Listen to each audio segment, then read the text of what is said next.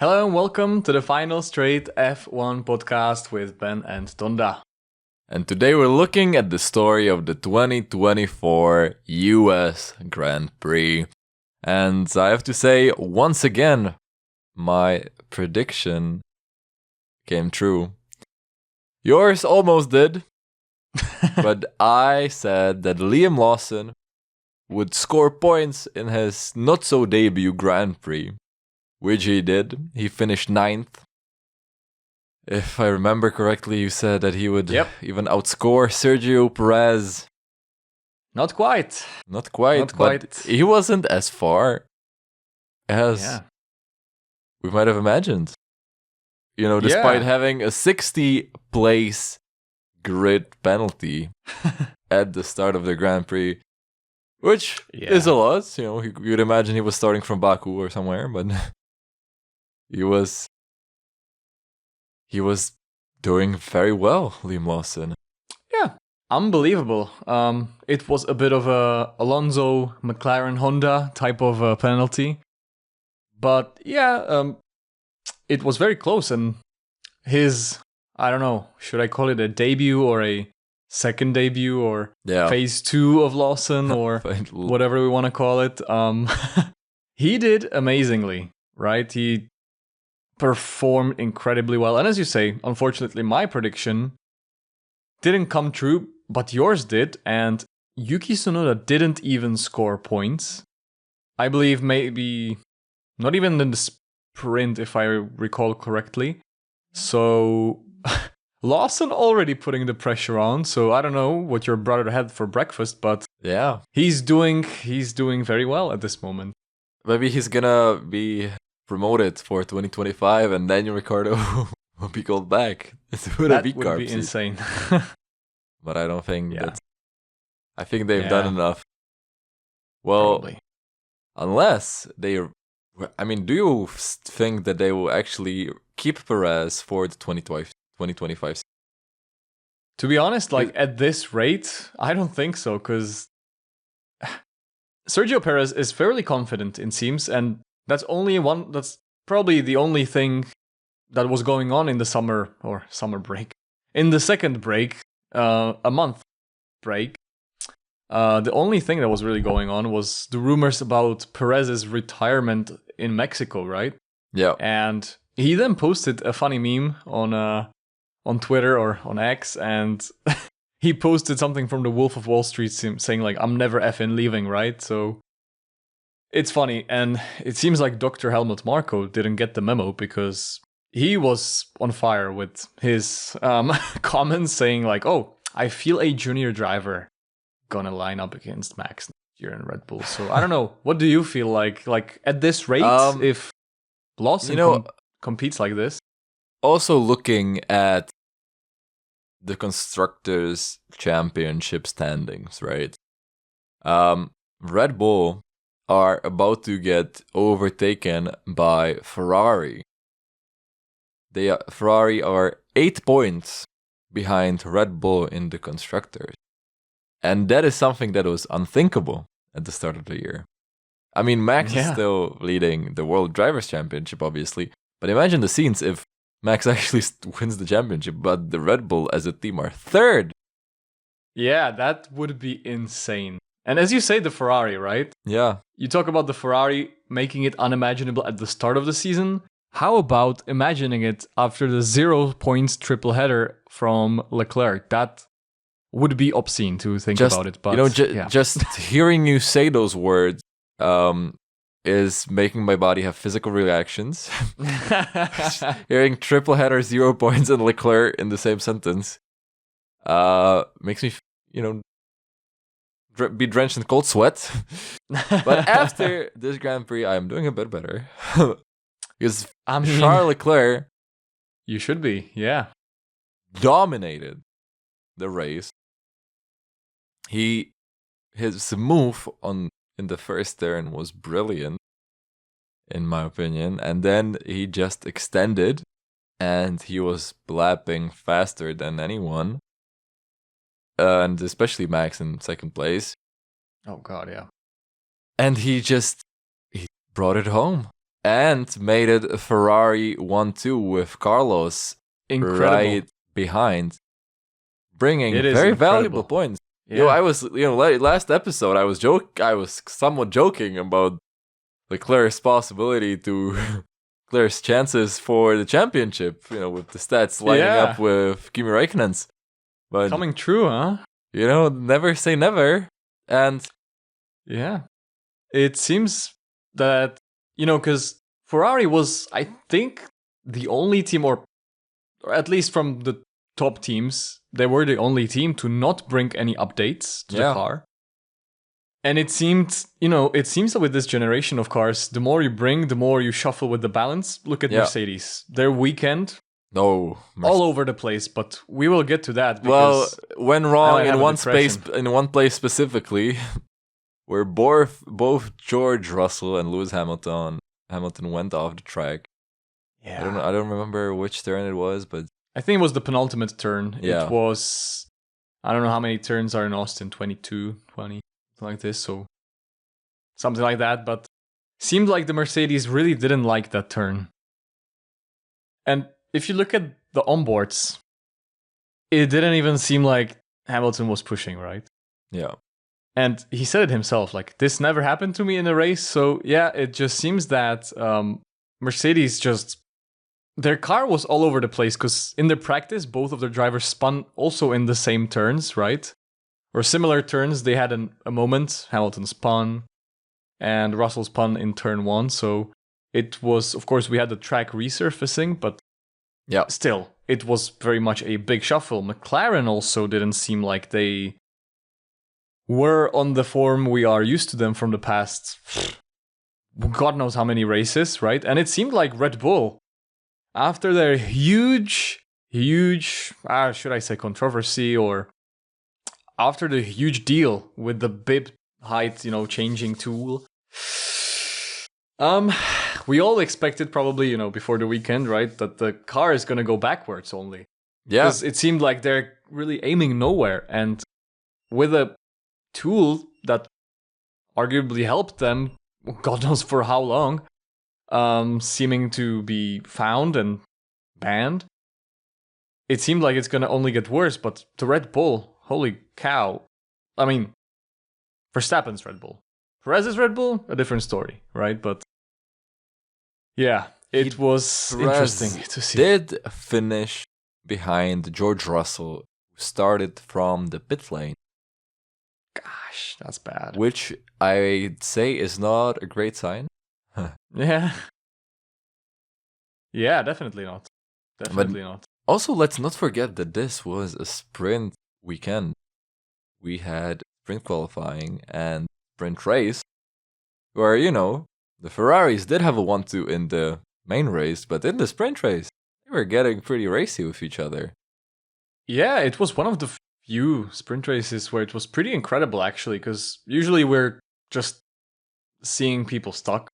Yeah. But this time it was a lot was going on, right? Like, it was battles. Ferraris were, the teammate battle was really rough. Russell sending it at the start as well. I think he lost 2 positions at the start, and he was trying to regain them. The Ferraris, it was all crazy, and for the Mercedes falling down like potatoes. And let's mention Haas double points in the sprint, which was surprising to say the least. Which, the championship, but the midfield championship battles are still very much very heated, and I mean all of the championship battles are pretty heated so far, because of course there is the big question mark of whether Lando Norris can catch up to Max Verstappen first place. Yeah, because this was the first race in a few races, I think 5 or 6, when Max Verstappen actually extended his lead. True. Yeah, and he won the sprint. Yeah. So he extended by a few points, because Lando finished P3 actually.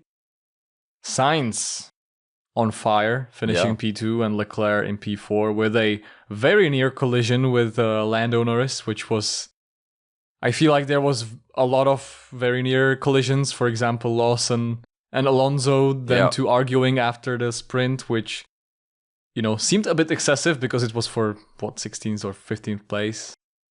Yeah, but I guess it is what it is, right? But yeah, a lot of battling. So I was very happy with the sprint, but as you say, it was the first time in a long time that Verstappen actually extended his lead in maybe one could call it some controversial circumstances, because I was about to say, yeah, Lando was coming through the field. He was pretty much on pole, right? Yeah. And in turn 1, the inevitable happened. Max Verstappen sent it down the inside, pushed Lando Norris off the track. Through goes Leclerc. A brilliant move. And yeah, we then had Lando pretty much trying to just, extending his stint and then trying to catch up to Max, and then being quicker than Max, trying different sends around the outside all the time. My thinking is you have to send it down the inside with Verstappen. You have to race Verstappen how Verstappen races people. Otherwise, you're not getting space, and I feel like this is the consequence of what happened. No, definitely. I mean, I feel like, of course, it's controversial. And, these two, they've had some moments, especially in Austria, where they kind of took each other out. But I feel like the penalty was... I think it was deserved, but also I feel like it was easily avoided. Because, yes, Verstappen was in front at the apex. And then Lando, he already had a track limit warning, and he was, off the track with all 4 wheels. But even if it wasn't a penalty, I mean, I feel like the smartest move by the McLaren team would have been to, okay, let's just be sure and give Verstappen the place back, and then overtake him again, because clearly Lando had the speed. He had way fresher tires, and I think that if he did that, he would be P3. Interesting. So you would say that the penalty, speaking about the penalty, so did Lando deserve the penalty for the overtake on Max? I think so. I mean, it's very, it was very close. It wasn't. I'm not saying that Lando performed the terrorist attack. And clearly Max pushed him to the limit and kind of off track, but still he did make the overtake off the track with 4 wheels off the track. I feel like, and kept the position, so I do feel like that it made sense for him to get the 5 seconds. Interesting. I think that, funnily enough, what would be the fairest way in my head, I'd say Lando should have been instructed immediately to give the place back. Yeah. But I feel like Verstappen deserved, because if you look at the incidents which happened over the race, George Russell got a 5-second penalty for pushing, I don't know who it was at this point. He pushed someone off, I guess, and I think it was Bottas. Yeah. Right? Oh yeah, the team radio. Yeah, and I don't know, it seemed also, again, very inconsistent, right? Yeah. Because if you give a penalty for that, then, in my opinion, it should have been the way that Lando should have or been instructed to let Verstappen by, and then Verstappen should have gotten a 5-second penalty for pushing a driver off the track, because he did it in turn 1, and he did it in the move with Lando again. So I don't know. I just don't really like the way where he went off the track. This really reminds me a lot, maybe a little bit of a PTSD, but it reminds me a lot of Brazil. Oh, Brazil 2021, because that's what Verstappen did when Hamilton was trying to overtake him. He was more than alongside him. He was more farther ahead, but he was around the outside, Hamilton, right? And then Verstappen he just breaks later, but it doesn't mean he makes the corner. He just pushes people off. It is also similar to, as you say, Saudi a little bit, but maybe not as extreme, you know? Yeah. In Saudi, it was very extreme. And I don't know. I'm not really comfortable or very happy with this kinds of racing. Because if you push someone off or if you take your corner, you're entitled to the corner if you're on the inside and you're ahead. I think that's pretty clear. But I think you have to stay on track yourself. Because if you don't, you can just brake later on the inside all the time and you don't have to even make the corner. Right? Yeah. Yeah.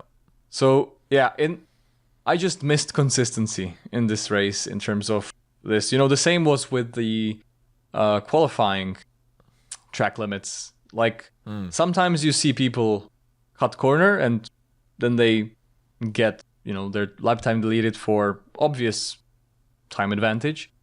But then you see people who, like, I think it was Hamilton who in Q1 his time got taken away, even though that wouldn't be still good enough to make Q2. But I think he got a snap in a car, so he lost time going outside and he still got his lap time deleted. So I don't know where the line is, you know, it's very difficult to judge, I guess, as well.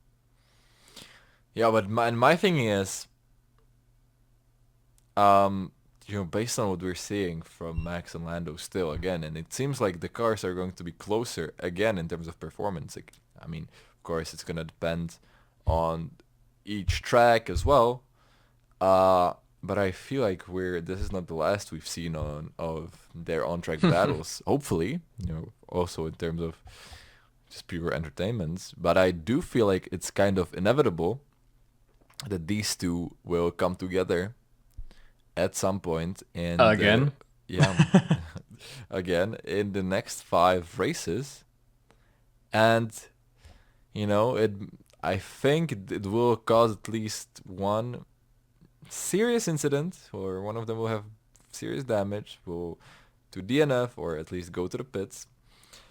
I don't think they're making it the entire rest of the season without having something like this. You know, maybe Brazil could be interesting. Yeah, we'll see. That's true. But yeah, I think that also, not to be too harsh on Verstappen, I think if we switched these two drivers around in the situation, I feel like Verstappen would have gotten the move done, you know? Because on one hand, he's very aggressive, but on the other, sometimes he places his car so well that, you know, because for example, right, Verstappen, when he was defending Norris, he put his car to the inside, but not completely.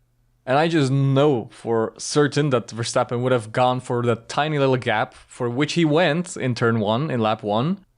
And I think it would have a similar outcome. But yeah, I felt like Norris was not aggressive enough in terms of just sending it down the inside. Even though if he messed up, right, like he would just let him by and he has the pace advantage. But it's easy to say from sitting right here, but yeah. Yeah. But yeah, interesting. So that's why then Lando got a penalty and the rest is history, right? Like Verstappen finished P3 on the podium. And we had a Ferrari 1-2, which was very unexpected because Leclerc started from P4. Yeah. And we already saw signs of their pace in the sprint. And I know that, you know, you have at this time you have the par format unlocked between the sprint and between qualifying for the regular race. So I thought, okay, so if I was to go by the sprint, I would say that Ferrari have a real chance of winning, right? But if people just change their setup and everything, it could end up...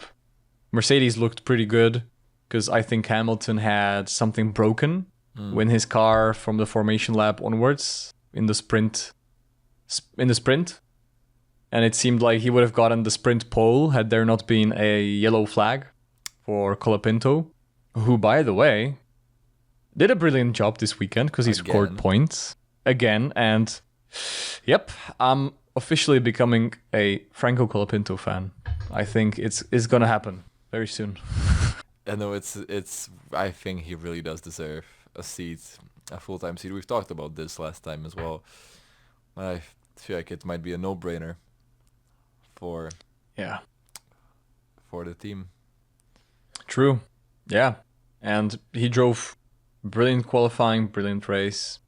So, except for that little mishap where there was the yellow flag for the sprint shootout. Yeah, the rookies or the youngsters doing very well this weekend. Yeah, and I mean we really saw some nice on-track battles in the midfield as well. We saw Hockenberg and Magnussen fighting for those places with Perez. We saw Gasly, Albon, and Stroll battling it out. Multiple car battles.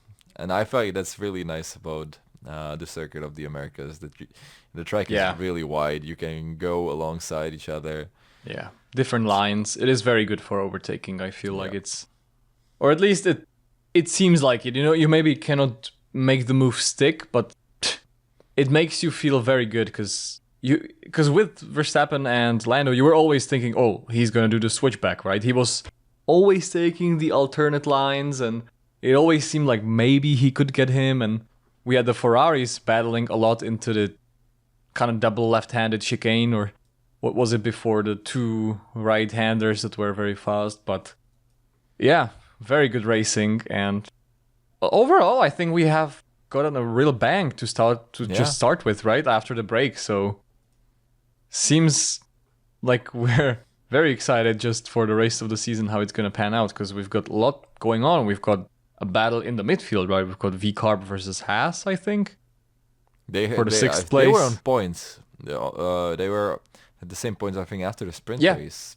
Yeah, I'm not I think sure so. what the standings are right now. I would say that V-Carb would... Wait, actually, let's check, because I'm not entirely sure at this point. Because, Haas is in front, because I think Hulkenberg finished in the top 10 in the race as well. Yeah. Yeah. Hulkenberg was P9. So that's 2 extra points compared to Liam Lawson, who was P9. Liam Interesting. Lawson. Yeah. So we'll see. I guess we've got a lot of battles going on. We do. But I think the biggest battle in terms of intra-team battle was Mercedes. I think let's just talk about Mercedes a little bit, because they had a crazy odd weekend, right? Yeah. We talked about it a little bit. They have completely redesigned their side pods again. It looks a bit like the ones from the Ferrari, I feel. And I guess there was a lot of promise, because it was the first major upgrade of Mercedes in a while, or maybe in the whole season, because they were trying to understand the package. And it seemed like they had the pace to just go and put it on the sprint pole, because they had a fast car, but they had a terrible degradation in the sprint, because Russell started second. He got overtaken fairly quickly. Lando was going into P2 quite quickly, and then Russell was dropping so bad that he fell towards Hamilton. They were like 20 seconds behind the next car in front of them, which, I don't know, that's not a good sign for Mercedes. It's not a good sign at all. Yeah. Sorry, počkej, on zvoní teď. Jo.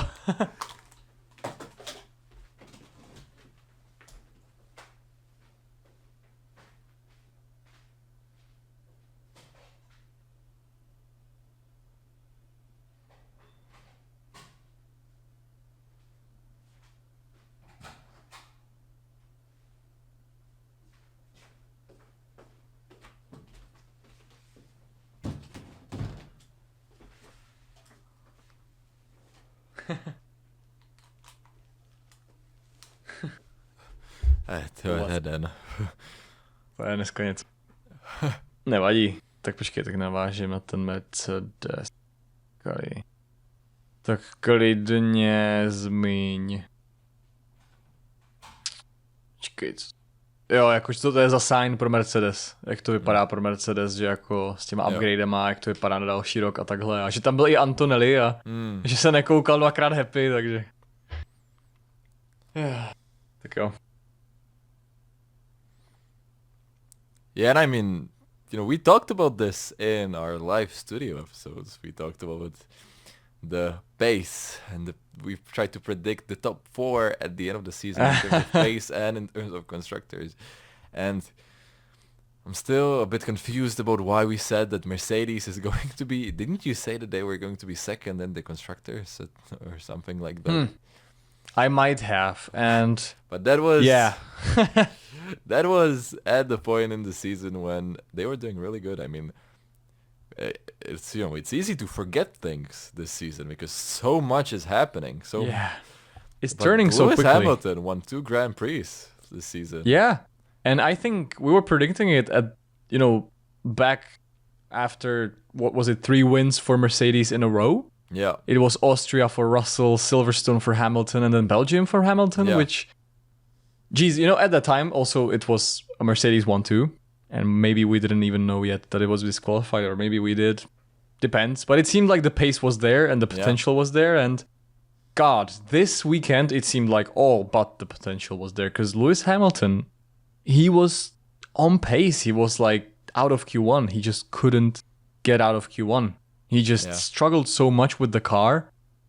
It was insane. And it seemed like his weekend just went from bad to absolutely terrible. I haven't seen a bad weekend like this for Hamilton in a long time, because I don't know what else could have gone more wrong, but sprint pole didn't get it because yellow flag, so he was like P7. He then had something broken in his car in the formation lap, so he had to do the whole sprint with a broken car. He then did a new setup probably for the car, or I don't know who touched the car, but qualifying out of Q1. Then, I don't know, maybe should have started from the pit lane, I guess, like Russell did, but who started with the older components, right? Russell binned it in Q3, so he started from the pit lane instead of P6. And then you had an incredible drive from George Russell, who went from the pit lane to P6, I think. So, well done.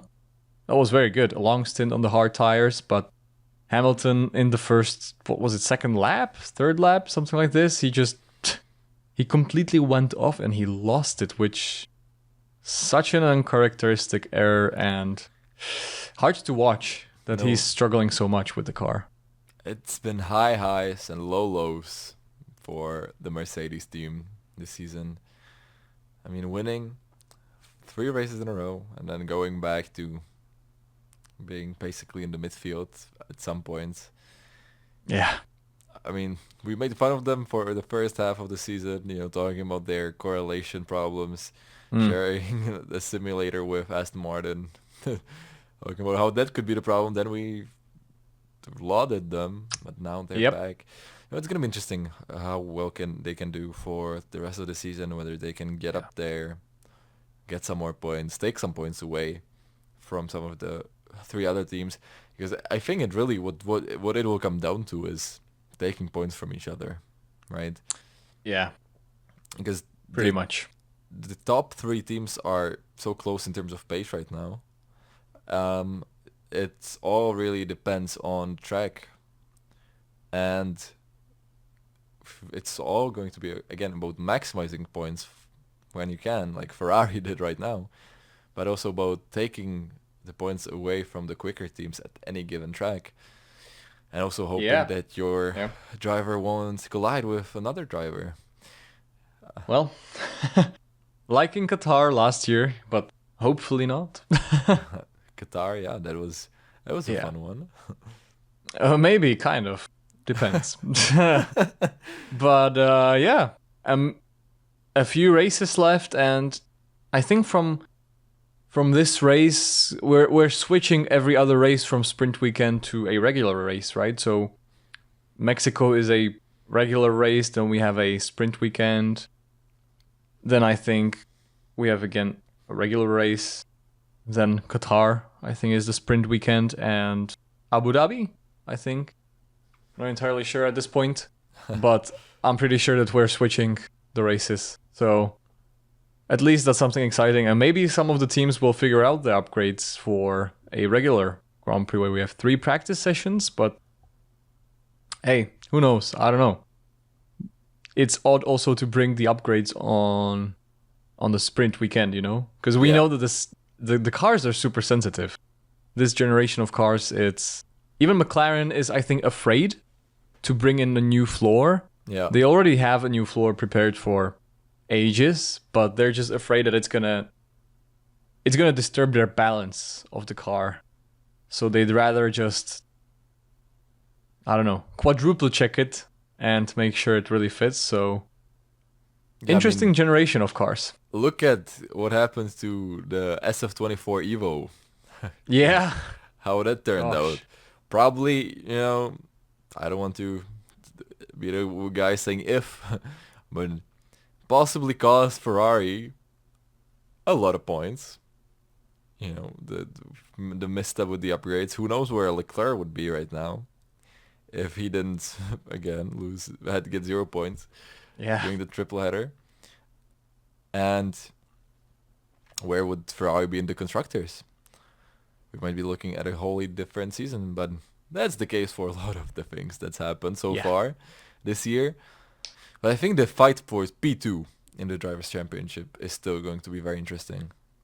Yeah, I agree. I mean, something huge needs to happen if Lando wants to win the championship, and at this point we can't even bet on just McLaren 1-2. So, yeah, you never know if even Leclerc is going to win it. Maybe Lando and Verstappen are going to take each other out and Leclerc is just going to start winning and they are going to finally figure out their car. But what a season that would be for Ferrari. Yeah. But yeah, we've already said predictions for this race, right? How that turned out. Yeah. What is your prediction for the Mexican Grand Prix, which is next weekend? My prediction? I haven't... That's a good question. My prediction for the Mexican Grand Prix. Well, I'll go in the vein of what I've been talking about, and I'm gonna say that we're gonna say a collision between 2 drivers, wherein one will get serious damage. It's very vague. Spicy. But was it last year when we saw Leclerc and Perez collide into T1, and Perez was out. They at his own race. It was 3 wide. Verstappen, Leclerc, and Perez tried to make it and brave it around the outside, and he braved it right next to the fence, and he was out of the race. Yeah. So that is my prediction, and I'm not gonna delve into details of teams because that would be very bold. I'm just gonna say that. But I just want to say the last time I said this. For Singapore, I said red flag that will change the outcome. Nothing happened. Not even a safety car in Singapore. And I think before I said my other prediction was for Hungary that we're gonna see teammates collide. Well, in a way, but this is my prediction for Mexico. But what is your mentally collide prediction for the Mexican Grand Prix? My bold prediction is that Ferrari is gonna make it 2 in a row. Oh. And very cool. I'm thinking about last year, and I feel like towards the end of the last year, they didn't have nowhere near as good as a car as they have now. Yep. Usually Red Bull is quite strong around Mexico due to the elevation for some reason. Maybe it's because of the turbo, maybe it's different reasons, but I feel like Ferrari is going to be very good in there because they usually are fairly good. They were good in Monza. Yeah. So, there's going to be low drag in Mexico. So that should be pretty good for the Ferrari car. And I think that at this point, they are very good in terms of their tire management. Yeah, no, amazing. And that is also why I think that this is going to go down to the fact of what's going to happen to the other drivers, right? Obviously. But in the sense that Ferrari, they aren't that great at qualifying this year, as we've seen on many occasions. It's kind of the opposite of the past 2 years where they really shined in qualifying. Leclerc was getting poles left and right, but then Max would always win because they would just lose the life in those tires. But this year is the opposite, where if they can get ahead, like Leclerc did here in Austin, then he can keep the place because the pace is just there and the tires are just there, or in Monza. But you have to have the right circumstances. Either you're a direct competitor spitting for no reason, like in Monza, or them battling it out into turn 1, like here. Yeah, but we have an opportunity, right? Because it's a super long straight, and my thinking is that exactly. I wouldn't think that Ferrari could get like they can, but I don't think Ferrari is gonna get pole. Yeah. It could be Verstappen, Norris in the front. It could be Verstappen ahead. Who knows? But I feel like towards down turn 1, Ferrari's good top speed. Anything is possible. We could get a repeat. Yeah, we really could. Or they're gonna crash, and it's gonna be the teammate crash that's gonna happen in turn 1. But let's hope not, and that we didn't jinx this. Right. And we had a safety car after a long time, actually, in Coda, which felt like forever. And it also was for a very silly reason, which was just Hamilton going off randomly. Yeah. And it was very sad, because he was just standing there. The camera angle of him just standing there looking at the car like this, just in disbelief. Yeah. He was just thinking about, how would this be in the red? Yeah. I'm thinking I want some red now. I'm having enough of the silver. Yeah. But let's top this up with who is your driver of the weekend from the top teams. I can't call it top 5 team because Aston Martin has fallen away like a rotten potato, but yeah. Oh, I will have to go with Charles Leclerc. He's done it again. He's shown what he can do when he has the clean air. Yeah. I mean, you have to agree, right? I'd say Charles Leclerc as well. Brilliant job. And I think that up until the race itself, it could have been between Verstappen and Sainz, because they both did an incredible job. But, the race, it holds much more weight, in my opinion, because the most points are handed in. And Leclerc, from P4 to P1 in turn 1, and he read the race beautifully, because not only he said that he expected Verstappen to go hard on Norris in turn 1, and he was actually waiting there to really make the switch back and run out on traction, but he also learned from Baku, which is something that Ferrari does not tend to do,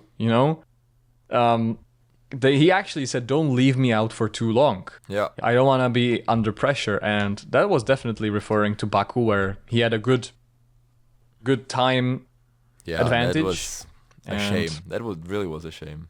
Yeah.